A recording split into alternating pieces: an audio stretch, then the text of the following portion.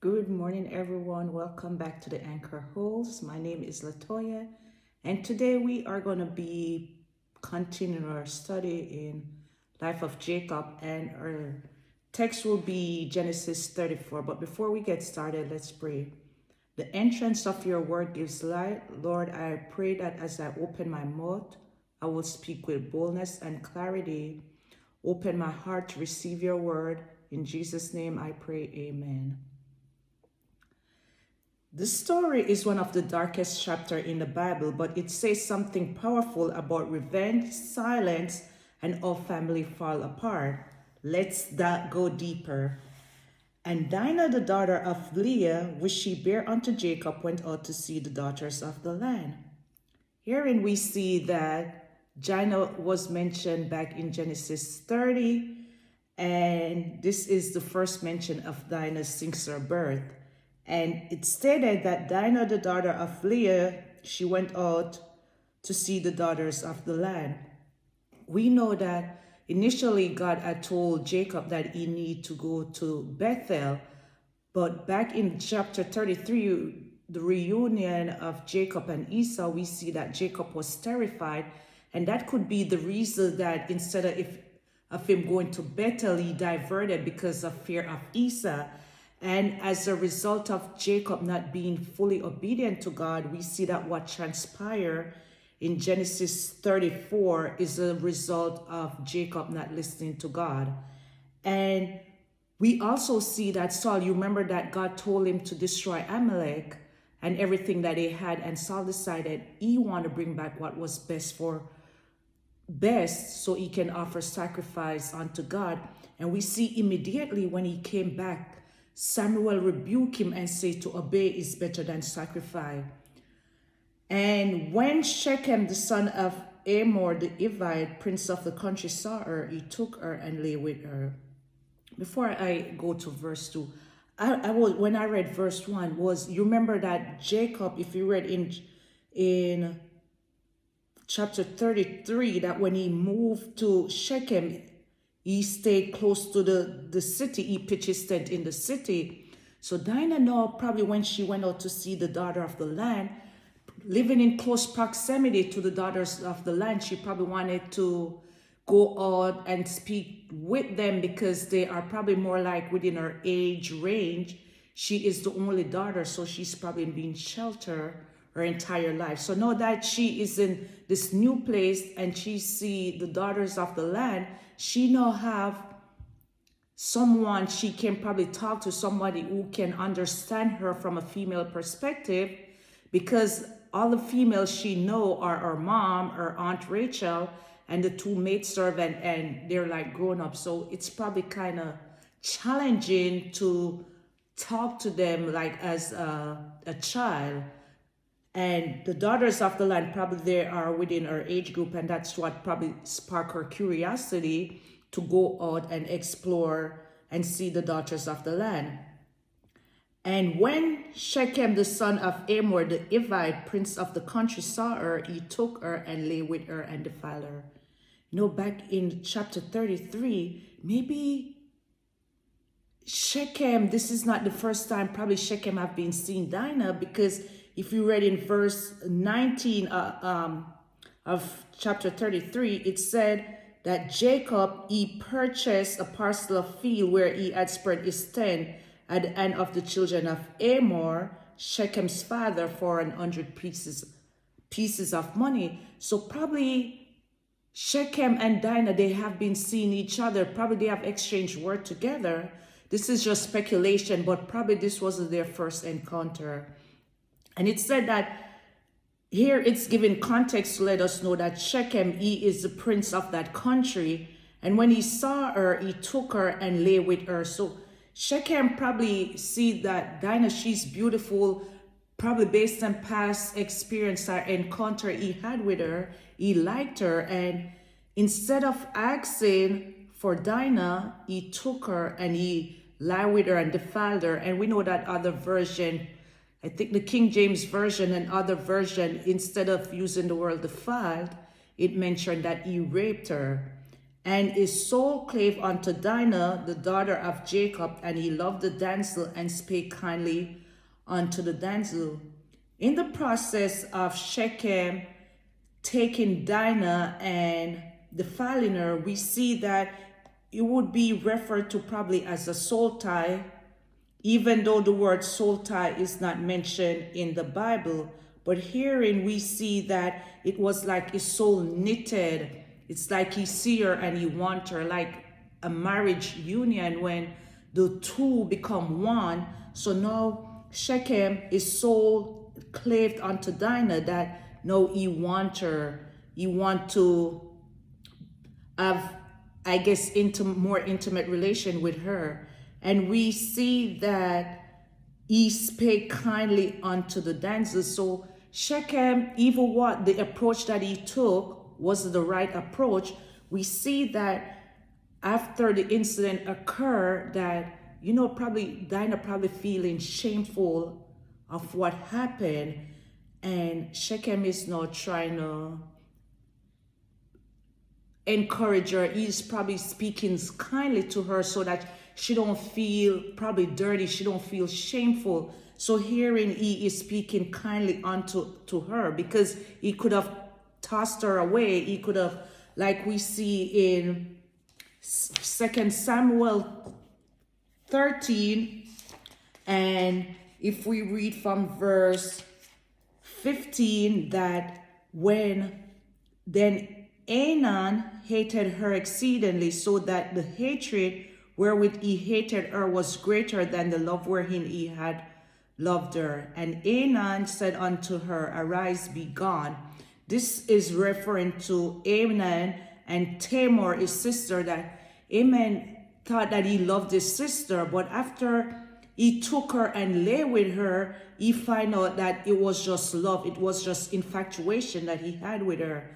So instead of him being nice or talking nice to his sister, after he forced her and lay with her, we see that now he started to treat her not nicely. Then it said, and she said unto him, There is no cause, this evil is sending me away is greater than the other that thou didst unto me. But he would not hearken unto her.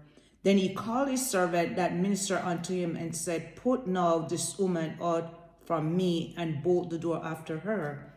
Here we see that Shechem, even though he forcefully lay with Dinah, he speak nicely with her and he didn't turn her away. We see that here David's son is taking a different approach, because when he lay with his sister, when he raped her, he then noticed that, oh, this was the love I had for her. This was just lust. This was just in the moment feeling I had for her. It's not genuine love. And when he saw that, he sent her away. And even though Tamar, she was begging, she was asking like, what you did, it's shameful. But you know what is more shameful? That if you turn me away, she said that is greater than the other, but he wouldn't listen to her. At least what Shechem did is not the right thing, but then the approach that he take was more honorable than that what Aman did to Tamar. And Shechem spake unto his father Hamor, saying, Get me this damsel to wife. And Jacob heard that he had defiled Dinah his daughter. Now his sons were with him, his cattle in the field, and Jacob held his peace until they were come. Like initially when I read this story, I'm like, Jacob, you are a way better person than me, because the approach you're taking as a father, that's your only daughter, like you are handling this situation like a pro. But you know what? After I keep revisiting this scene in my mind, it came to my understanding that what Jacob did here, it was good. Because what if in the heat of the moment, Jacob, after he heard the news, he's angry, he's upset, and then he's not thinking rationally, and he go to Shechem and his father and exchange unkindly word or do things because he was thinking because he was angry and he wasn't thinking correctly, or he wasn't thinking rationally, then he probably would have done something that he would regret. But herein we see Jacob take a different approach. He said that when he heard the news that she was defiled, his sons were with the cattle in the field, and Jacob, he held his peace until they were come.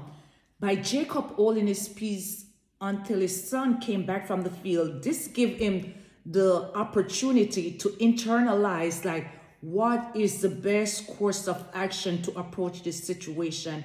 How am I going to deal with this situation? And that's why the Bible tells us you can be angry, but be ye angry and sin not. By Jacob holding his peace, this gave him the opportunity to think before he speak and to think before he acts. So now he can, once he's calm, he can think more rationally, like what approach he's going to take. And Hamor, the father of Shechem, went out unto Jacob to commune with him. And Hamor, he is the king, and we can see here they are trying to do the right thing. We know that what Shechem did was the right, but herein we see that Hamor and Shechem is trying to do the right thing. So Shechem and his father, they went out to meet Jacob to commune with them. And as I stated earlier, that in Genesis 33 and verse 19, that Jacob, this was his first encounter that he had with this family, because in verse 19 he said, and he brought a parcel of a field where he had spread his tent at the end of the children of Hamor, Shechem's father, for 100 pieces of money. And Jacob probably this was a business transaction that he did with Hamor's son, but we can see that he has some communication, some prior experience, or he had some prior probably knowledge about this family, because he did a business transaction with them prior. And since Hamor is the king of the land, I'm sure Jacob would have some knowledge about all this person he is as an individual. And this was their first encounter together. And the sons of Jacob came out of the field when they heard it, and the men were grieved and they were wroth, because he had wrought folly in Israel in laying with Jacob's daughter, which thing ought not to be. Jacob's sons were in the field, so it's the possibility that Jacob had sent one of his servants to let his sons know what has been done to his daughter. And as soon as his son, they heard the news, they immediately stopped what they were doing in the field and they went home. And it said that when they heard the news of it, they were very wroth. And that's why the Bible tells us to be ye angry and sin not. Let not the sun go down on your wrath. We see here, and they're angry, they're mad, they're upset, and this is understandable. And they are saying, this stuff have never been done since in Israel, because here now we see they're using the word Israel, and this is the first time since Jacob encountered in Genesis 33 with wrestling with that man, and his name was changed. This is the first instant we see in the name Israel is being used interchangeable with Jacob. And they're like, such a folly have never been done in Israel. And they're like, this is not right. And Hamor communed with them, saying, the soul of my son Shechem longeth for your daughter. I pray you give her him to wife. Herein we see that Hamor and Shechem, even though what was done to Dinah was the right, we see here that they are trying to correct the wrong that was done to Dinah, and make ye marriages with us, and give your daughter unto us, and take our daughters unto you. Here Hamor is making a proposal, and we know that the Bible talk about intermarriages, and Amor is probably not aware of that. You probably don't know, because Jacob and his family, they're in a covenant relationship with God, which Amor is not tracking. And so when he made this proposal that we can intermarry, you give your daughters to us and vice versa, we'll do the same to you. And ye shall dwell with us, and the land shall be before you. Dwell and trade ye therein, and get you possession therein. Amor is like, I think this is a win-win situation. You give your daughters to us, we do the same thing, then we can do like a trade. This can be like a business transaction too, that through marriages, now you're able to trade with us, and we are able to do likewise with you. And Shechem said unto her father and unto her brethren, let me find grace in your eyes, and what ye shall say unto me I will give. No, Shechem, I would probably be ashamed, because I've taken your daughter, I have raped her, but no, you have the nerve to even come in front of me, and you are speaking like, are you serious? But Shechem, I don't know if he was shameful for what he did, but another way we could look at it is like he could have been shying away, hiding in the back because of what he did. But herein we see that even what he did was right. He's trying to do the right thing, and he came and approached Jacob. He could have stayed behind, but no, he came to try and right his wrong. And it said, Shechem said unto her father, that is Shechem now speaking to Jacob, I guess because you're a prince, you have that authority over, I wouldn't even say Jacob is his subject, but as a prince, I guess he have that authority to speak. Ask me never so much dowry and give, and I will give according as he shall say unto me. But give me the damsel to wife. Shechem is saying, whatever you want to ask of me for a dowry, which is the bride price, ask of me, whatever you ask, I will give it unto you. And the brother of Jacob and the sons of Jacob answered Shechem and Amor deceitfully, and said, because he had defiled Dinah their sister. So the reason for this deception is that the son, they see that Shechem had defiled their sister, which they mentioned before are not so done in Israel. And now you are asking for sister hand in marriage. So, okay, we are not being truthful. We are going to be deceptive. And you see, they say sometimes the apple doesn't far too fall from the tree. We see that Jacob probably like, man, I can't get a break to save my life. I've dealt with Laban and all this deception. And Jacob said that Laban deceived him 10 times. No, I had another encounter with God. I'm trying to do the right thing. But for some reason, I cannot get a break. And Jacob was, and we see, they say sometimes the apple doesn't fall far from the tree. So here we see the children probably say, oh, our father was being deceptive when he said to Esau, go before me and I'll follow behind. But then he diverted and went somewhere else. And the sons are probably saying to themselves, if my father can lie and get away with it, like we too can do the same thing and there is no consequences for our action.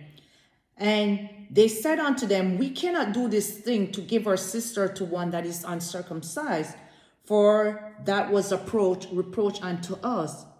But in this we will consent unto you, if you will be as we be, that every male of you be circumcised. Hold on a sec. Like, this is something between Jacob's daughter, Jacob and his family, Shechem and Amor. Like, what does this have to do with that entire country, that entire city that you're going to make the proposal that every male need to be circumcised, like, and they're saying like this cannot be done because this will be an intermarriage, which we're not supposed to do that. Like, the only way we see this possible, if you be like us, be circumcised as we are. And we know that was a covenant that God had made with Abraham back in Genesis 17 and verse 10 to 11. When God made that covenant with Abraham, one of the deal was for circumcision. So that was a covenant that God made with Abraham. And verse 7, Genesis 17, verse 10 to 12, this is my covenant which he shall keep between me and you and thy seed after thee. Every man child among you shall be circumcised, and he shall circumcise the flesh of your foreskin, and it shall be a token of the covenants betwixt me and you. And he that is 8 days old shall be circumcised among you, every man child in your generations. He that is born in the house or bought with money of any stranger which is not of thy seed. So that was the covenant that God had made with Abraham and his descendant.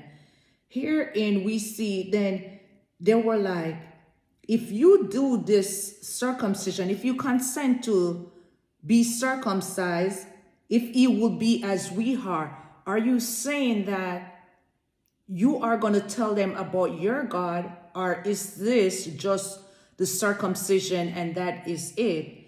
And they said, then will we give our daughters unto you, and we shall take your daughters to us. Here we know that they're not being truthful, they're being deceptive. And we will dwell with you, and we shall become one people. But if you will not hearken unto us to be circumcised, then will we take our daughter, and we will be gone. Herein, this is Jacob's sons talking. They're saying, the only way that we will agree to this marriage proposal is if you circumcise, and once you circumcise, then it's like we are now become like one.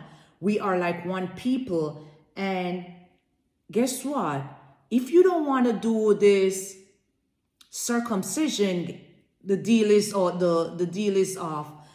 And we'll take Dinah, and the marriage, that's it. And their words pleased Hamor and Shechem, Hamor's son.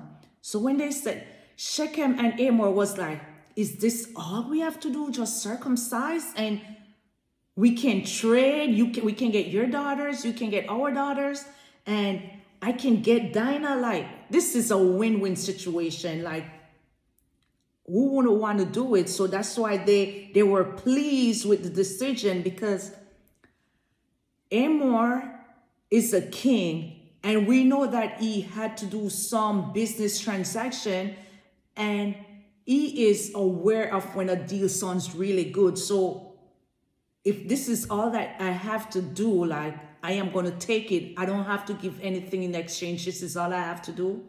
Win-win for me. And the young man deferred not to do the things, because he had delight in Jacob's daughter, and he was more honorable than all the house of his father.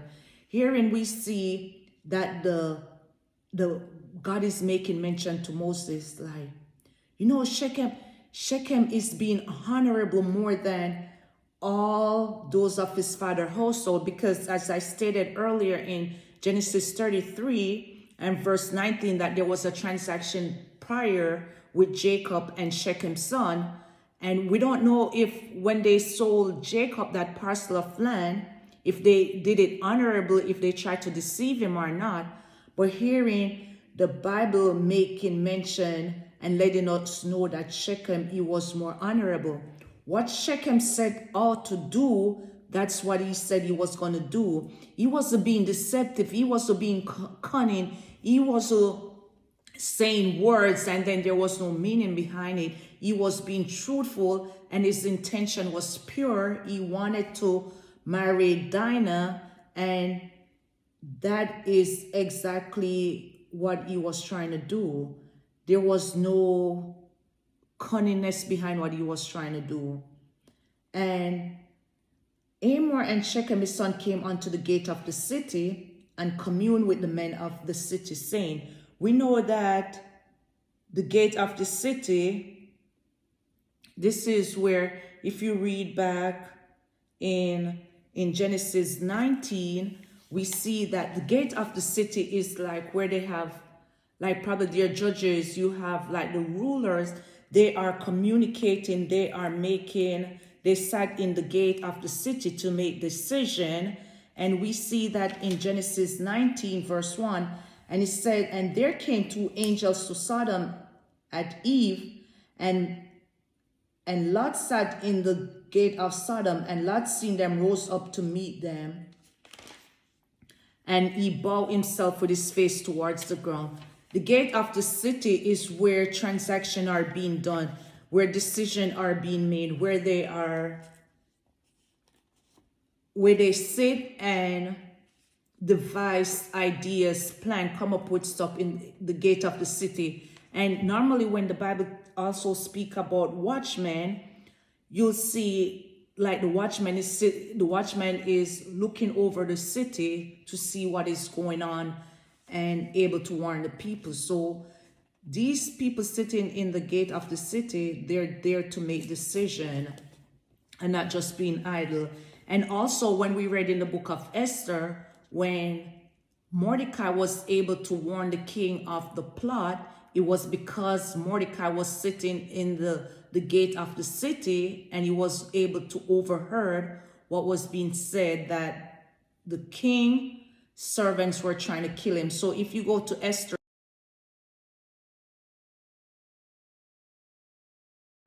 if you go to Esther 2 verse 21, in those days while Mordecai sat in the king's gate, two of the king's chamberlain, Bigtan and Teresh, of those which kept the door, were wroth and sought to lay hands on the king.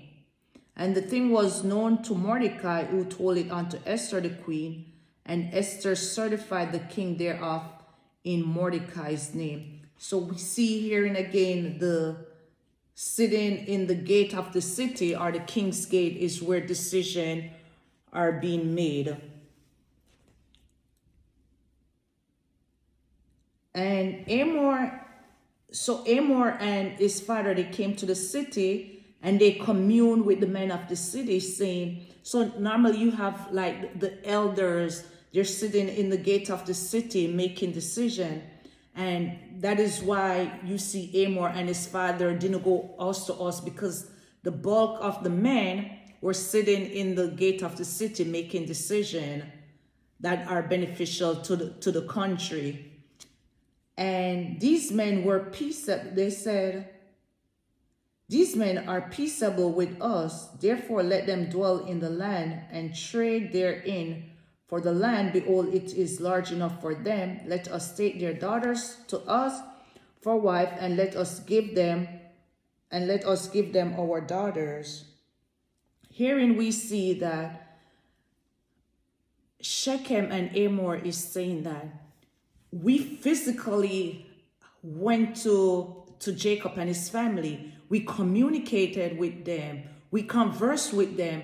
And based on the interaction and conversation we had to them, they didn't seem deceptive. They didn't seem like they weren't trustworthy. They seem like somebody that we can trust. They see these men, they're peaceable. We don't see anything wrong with these men and with this proposal that they gave.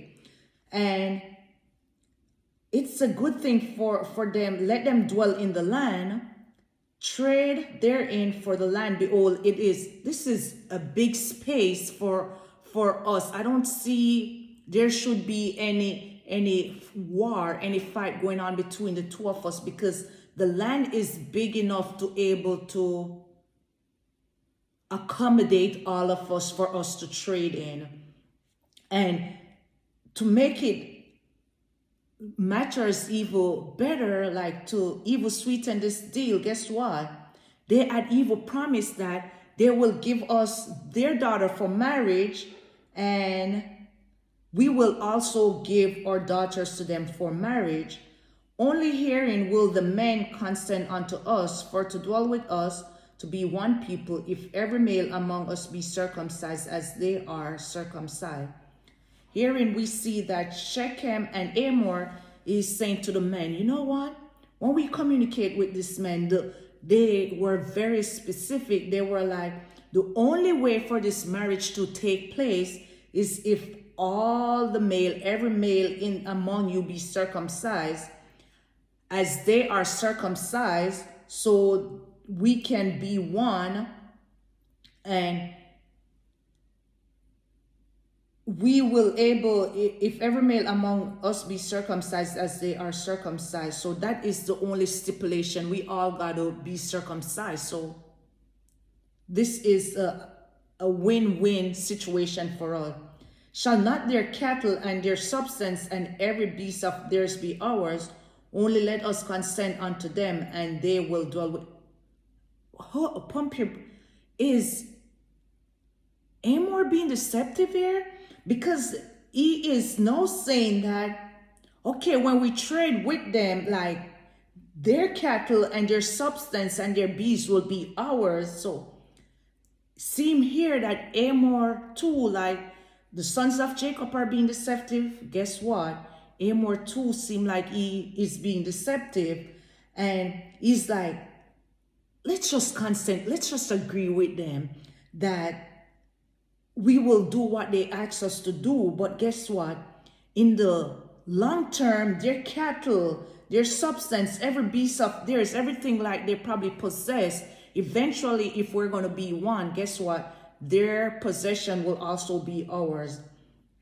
And unto Amor and unto Shechem his son Arkan, all that went out of the gate of the city, and every male was circumcised, all that went out of the gate of this city. So based on the interaction that these people had with Amor and Shechem, based on the information that they provided, the male, they were like, okay, we will all get circumcised. So they went out of the city, and every male, they listened to the voice of the king and his son and the proposal that they made with him, and they agreed to get circumcised. And it came to pass on the third day, when they were sore, that two of the sons of Jacob, Simeon and Levi's, Dinah's brethren, took each man his sword and came upon the city boldly and slew all the male.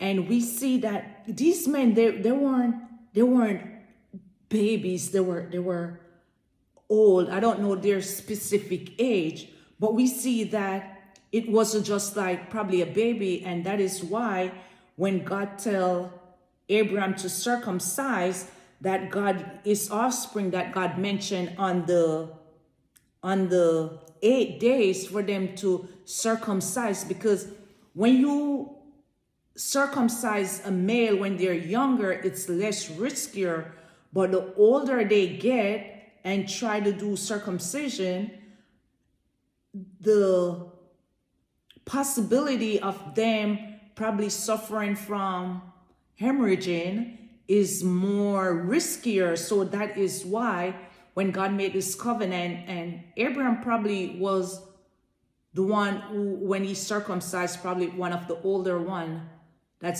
was circumcised, because herein, after God made that covenant, we see that his descendant, they were supposed to, on the 8 days, they were supposed to be circumcised.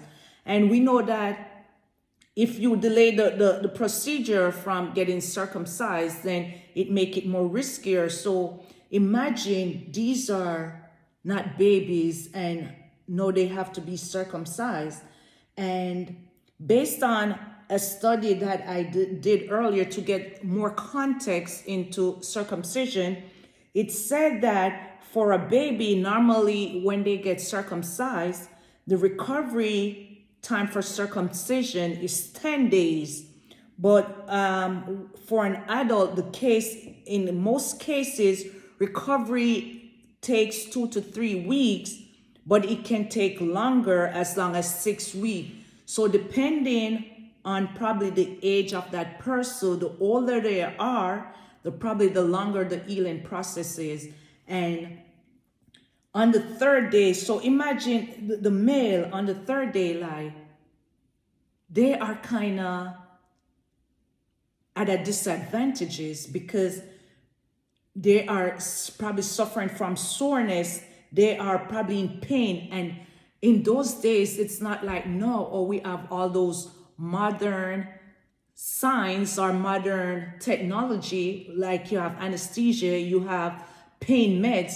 In those days, they probably didn't have those capability, those resources to help with, to alleviate the pain. So imagine on the third day, they're still sore, they're in pain, they're probably suffering from fever, they're probably still having bleeding. And it's within that third day that Simeon and Levi decided to attack. So they planned this perfectly. When the men, they're defenseless, when they're at a disadvantage, and Simeon and Levi, they are more at an advantage to be able to overthrow them. We see here, wherein on the third day, that's when they took matters into their hand. And they slew Hamor and Shechem his son with the... And it came to pass on the third day, when they were sore, that 2 of the sons of Jacob, Simeon and Levi, Dinah's virgin, took each man a sword and came upon the city boldly and slew all the male. So every male, that's why they said for every male to be circumcised, because they know that if every male is circumcised, then they're defenseless. And that's why the Bible tells us to be watchful, because if Shechem and Hamor were thinking correctly, they would have probably said, let's do this. We'll have a few of our men circumcised at this point, and then we will continue till everyone is circumcised. But then the sons of Jacob would have said that the marriage is off. And because Shechem wants so badly to marry Dinah, we see that they agree with this proposal that Jacob's son made. And in the point of them doing this, it's like they kind of let their guard down. And that's why the Bible tells us to be watchful at every moment. In the midst of them, like all their fighting men, everyone is sore, everyone is in pain. So now they're defenseless. They cannot defend themselves against just 2 individuals that kind of wiped out the city. And it said they slew all the males. Like, this was something between Dinah, Shechem, Hamor and his family, and Jacob's family. I know the entire city is suffering because of this. And they slew Hamor and Shechem his son with the edge of the sword, and took Dinah out of Shechem's house and went out. So, did Dinah ever went back home? Based on this that I'm reading, it seemed like since this incident, Dinah has decided to stay with Shechem. So she probably was shameful.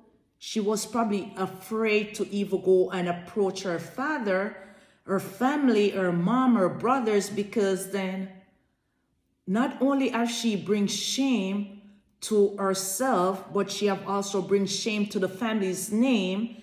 And now maybe she decided to stay because of what happened, and because Shechem had asked for her hand in marriage, she probably decided to stay because eventually they are going to be husband and wife. And he said, the sons of Jacob came upon the slain and spoiled the city because they had defiled their sister. Simeon and Levi is like, what happened to Dinah was a tragedy. No one stood up. No one speak up on her behalf. She is a stranger. She is in a foreign land. This injustice was done, but no one speak on Dinah's behalf. And since no one stood up for her, we are going to kill everyone as a result of that, because no one take her side. No one help her when this thing happened. Everyone was like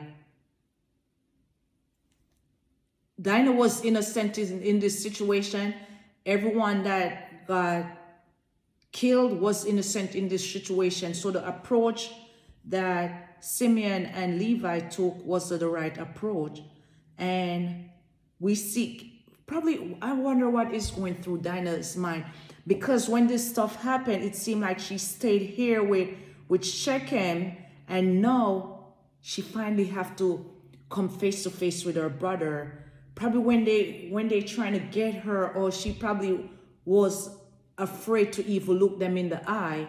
And now this thing happened that her brother, they have killed every man of that city. They have killed her fiance to be. They have killed everybody, every male in that city, even the innocent child and woman, everyone. They wiped out basically that entire country. And imagine what probably is going through Dinah. Probably after this incident, she was never the same. She probably been suffering from post-traumatic stress disorder. Every time she probably physically, because when they came here and they killed Shechem, she probably witnessed that killing, that brutal killing.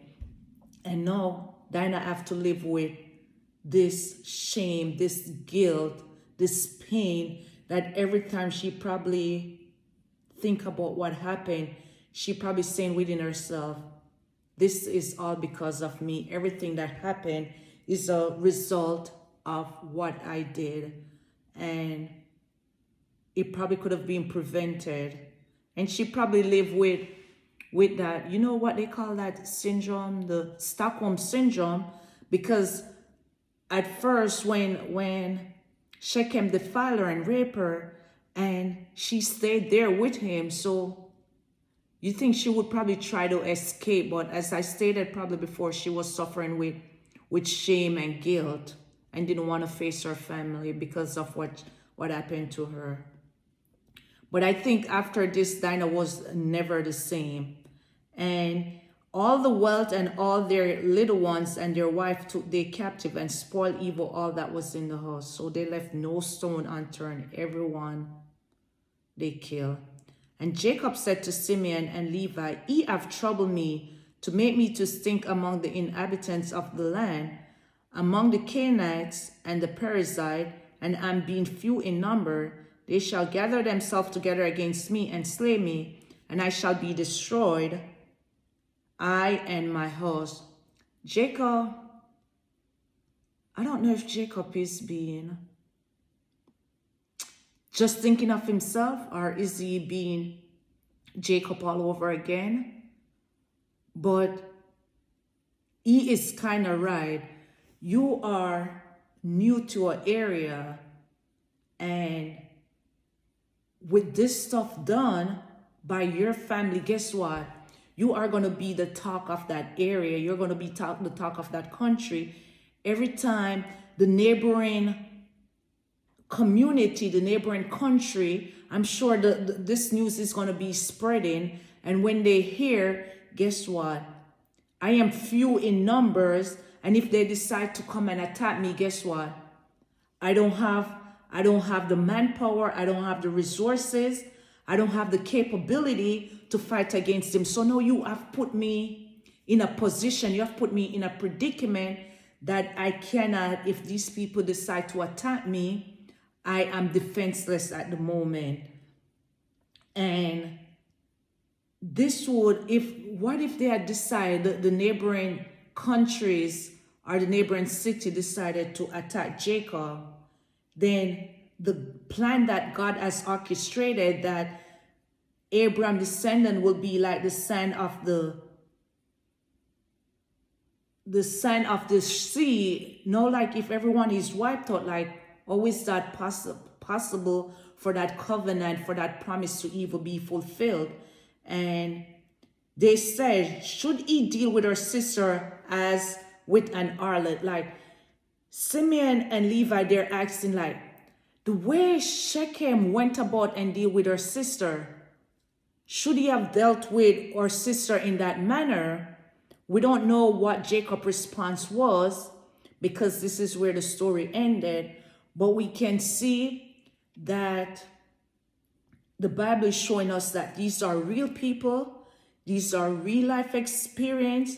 And one thing we can say about the authenticity of the Bible is God is showing us that we are imperfect, but he can still use us. God is showing us, sometimes when you're writing a story, you try to, as the main character or as the author of that book, you try to make yourself look good. But herein, God is showing us that these are imperfect people.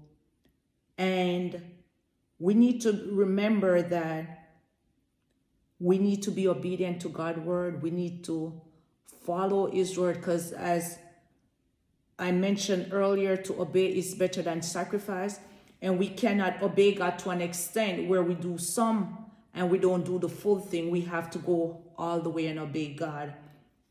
And whatever happened to Dinah probably could have been prevented if Jacob had went where God sent him instead of diverting and going to the city, because he probably feel more safer, more secure, or he probably wanted his family to have a different experience from what they had prior in Aram.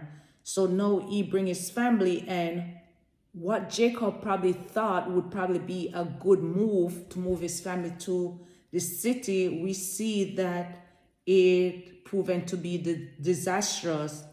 And we know that in spite of everything that transpired, in spite of everything that happened, God is still in control, and God is still sitting on the throne.